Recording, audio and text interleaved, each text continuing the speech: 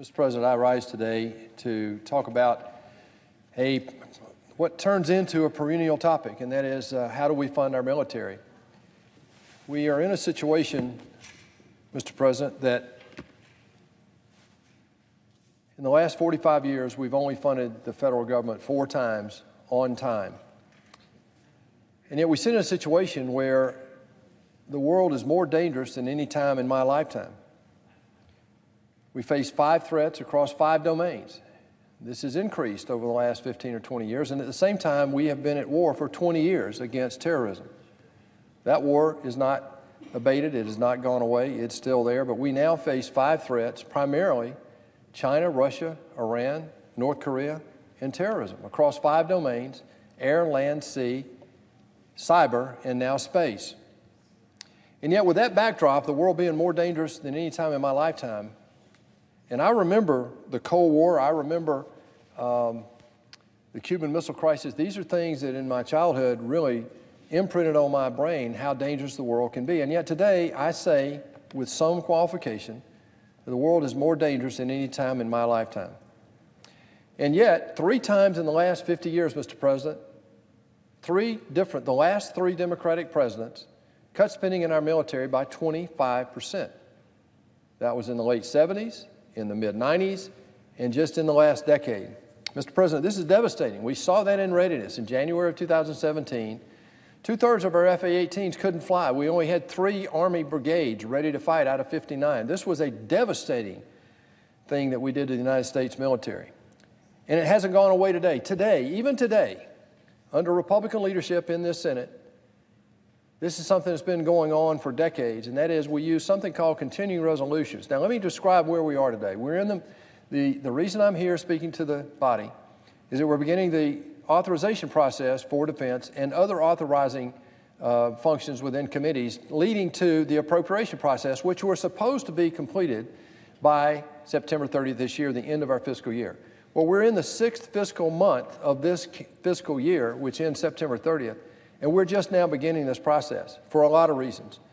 Impeachment being one, several other reasons contributing to the fact that we're late in this process. So we're staring down the barrel of another continuing resolution, which we now know costs the United States military $5 billion per quarter. Now, 12 of the last 13 years, Mr. President, the Congress has put a continuing resolution in place for the 4th quarter or the 1st quarter of each new fiscal year.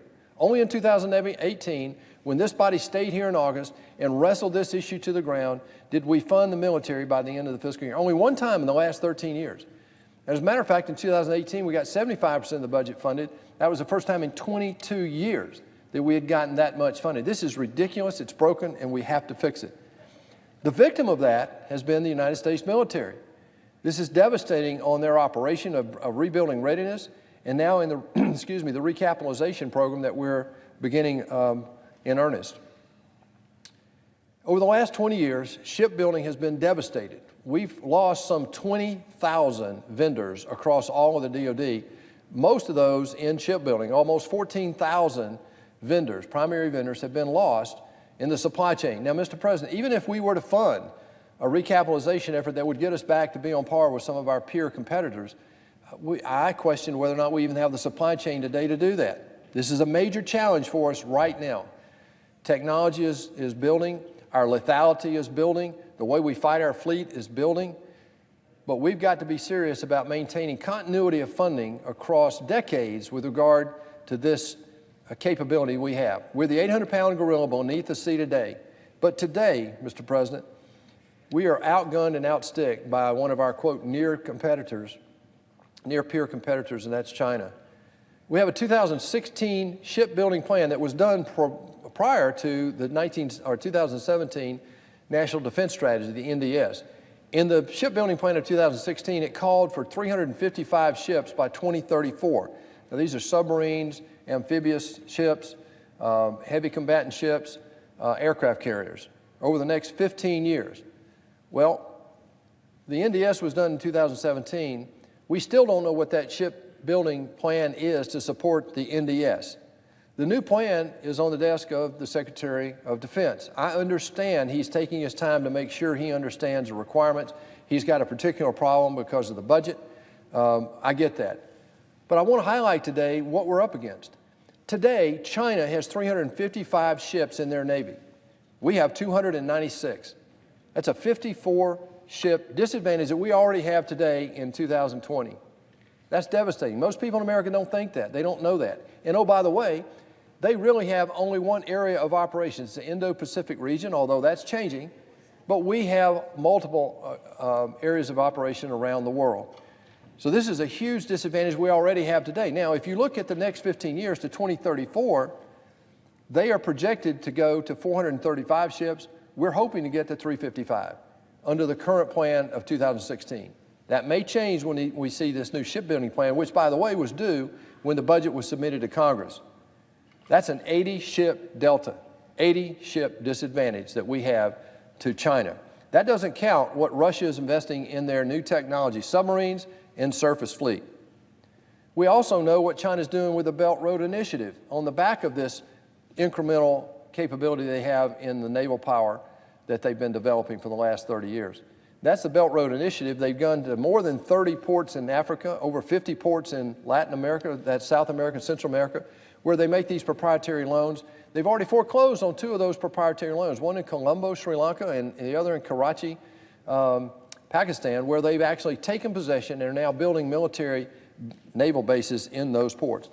Add to that what we see them doing and have done in the South China Sea. I actually was blessed to be able to go with the Navy on a flyover, part of a freedom of navigation operation in the South China Sea to see exactly what China has done there.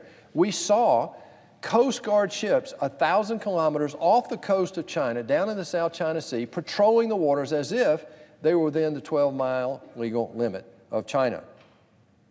We believe that we can compete. Today, we're still the 800-pound gorilla. Our technology, our sailors and pilots in the Navy and our Marines are the best in the world. We can stand up to the threat today. My question and caution today, as we're looking at this authorization for our defense and for the budgeting therein, we've got to make sure that over the next 15 years, as we do this shipbuilding plan, that we maintain a more consistent and better funding for that plan so we can rebuild the supply chain in order to build this capability. Let me say one other thing. The number of ships is a function of the distribution of those ships. How many small ships, large ships, carriers, submarines, and so forth. I get that. But the other is also a function of how the Navy will fight that. There are new doctrines being put in place. Advanced battle management system is going in.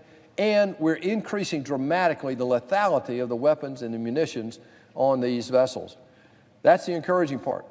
The discouraging part is that China has a lead right now with regard to range and speed and a few other things in terms of their munitions. I'm confident we will catch up with that. We have the first ever, thanks to President Trump, we have the first ever audit of the DoD. Came to us a year ago. We've been looking at that. It identified $4 billion of obsolete programs they wanted to get rid of.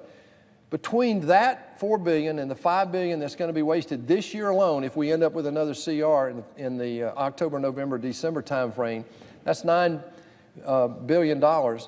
That's almost 40% of 1 year shipbuilding plan, Mr. President. That's serious money, and this is up to us to get that taken care of and to find that money and to rebuild this Navy. Let me close with this, Mr. President. The next 50 to 100 years will be determined in the next 3 to 5 years in terms of our relationship, not only with China, but with Russia and Iran, North Korea, and the other threats that we have around the world. We have got to establish with our allies, particularly our NATO allies and also Japan, to make sure that they get their investments moving in the right direction so that collectively we can stand up to this growing threat around the world. With that, Mr. President, I yield the floor. Thank you.